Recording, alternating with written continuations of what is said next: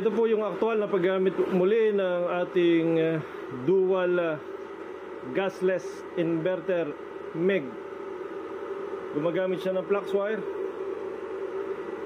Ito, kung mapapansin nyo, ito yung pinakabala nya papunta dito.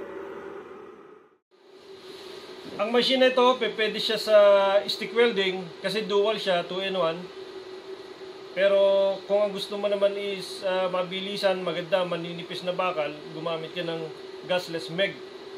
Ngayon, ang ginagamit ko is gasless na MEG, gumagamit siya ng flux wire. At kung ayaw mo naman ng MEG, pwede ka namang mag-change. Isang pindot mo lang, magpapalit siya ng stick welding.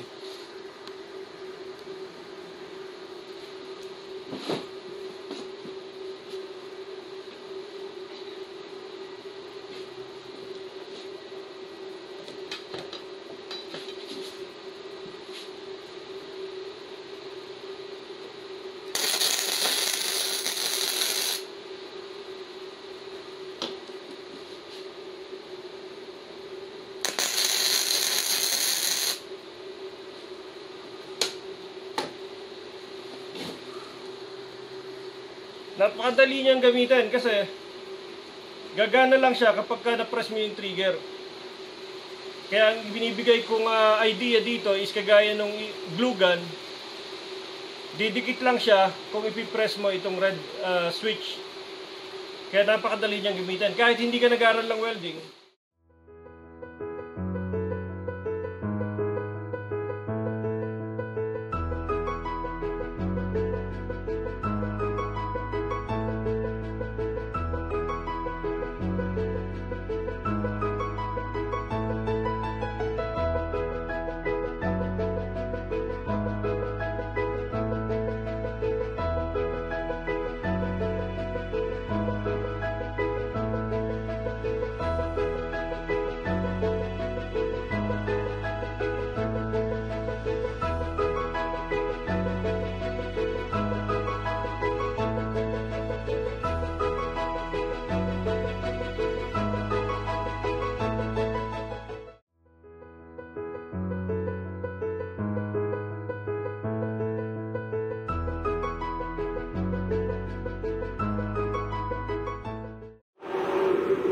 Kahit ang screen wire, kaya niyang i-weld gamit ang gasless MEG.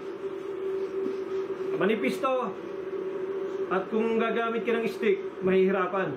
Pero sa MEG, kaya niya.